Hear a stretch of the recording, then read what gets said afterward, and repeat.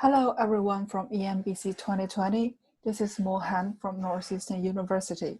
Today I'm going to present our paper, Disentangled Adversarial Transfer Learning for Physiological Biosignals. Physiological signal monitoring obtained increased importance, and a traditional method to assess such activity was by measuring EEG signal. However, EEG requires additional electrodes and frequent calibration to account for sensor sensitivity. The usage of non-EEG biosignals avoids those issues with the wrist-worn platform. But one major issue is to prevent variability among different subjects or different recording sessions from a single subject. Given that most biosignal datasets are of smaller scale, transfer learning aims to cope with the change in data distributions.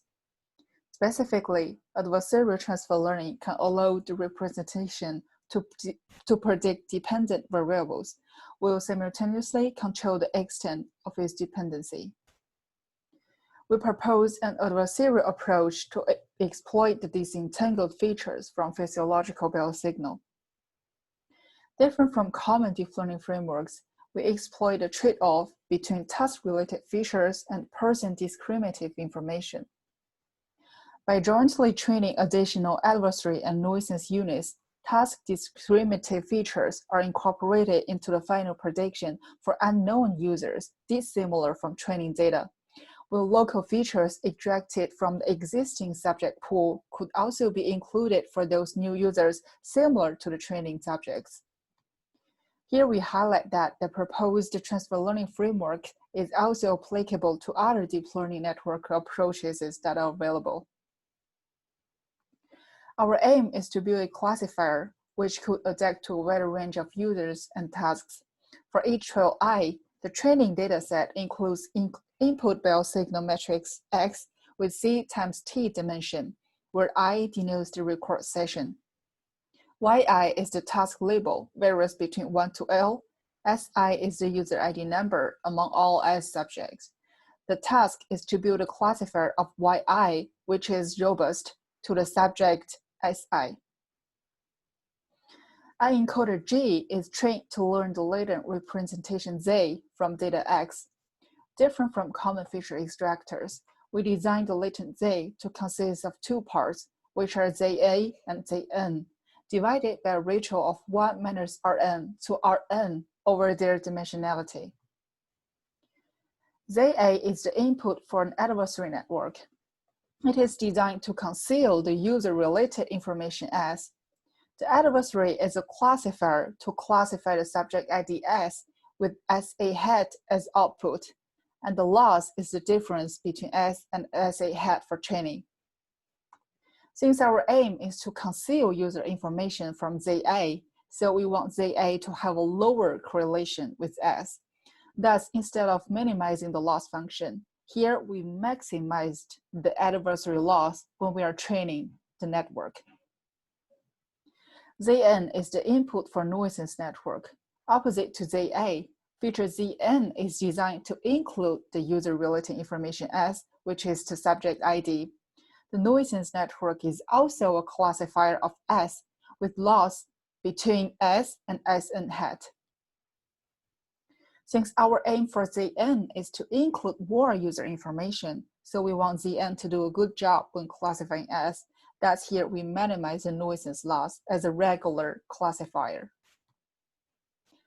Complete latent representation Z is then input to the main classifier to classify the task Y. When we optimized the complete object, we are minimizing the main classifier loss, minimizing the nuisance loss, and maximizing the adversary loss jointly at the same time.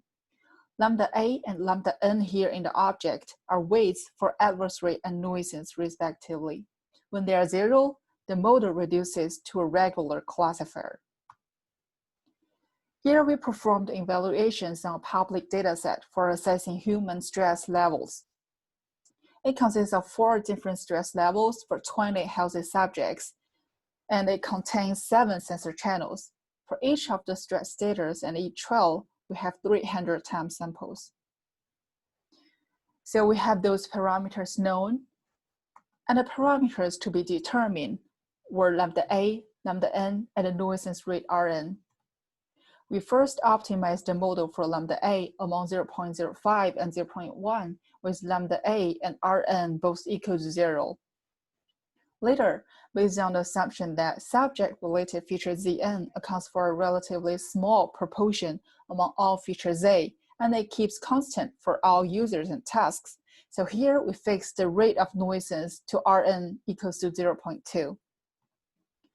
With fixed Rn and optimized lambda A from step 1, we further optimized lambda N. Evaluation were performed by cross-subject validation using a leave one subject out approach. The cross-validation results are shown in the table. The accuracy have been averaged over all leftover subjects. The first accuracy is from the main classifier, which is for the 4-class decoding of human stress level, and we prefer this accuracy to be higher. The adversary accuracy is for 20-class subject ID decoding, which we want lower to demonstrate less subject-specific information preserved in the feature ZA. In contrast, we prefer a higher accuracy for nuisance. We first evaluate the non-adversarial model, and later we pick the optimized value of lambda A equals to 0.1 with higher classifier accuracy. Finally, we fixed lambda A and Rn to optimize lambda N. Here, as we expected, with increasing lambda N, the adversary accuracy decreases dramatically, and higher lambda N increases the nuisance accuracy significantly. This bar plot demonstrates the cross-subject evaluation of the main classifier for the 20 held-out subjects from the 3 special cases. With our approach, the classifier improves the worst-case accuracy significantly and shows more stable performances across different subjects. Thank you very much.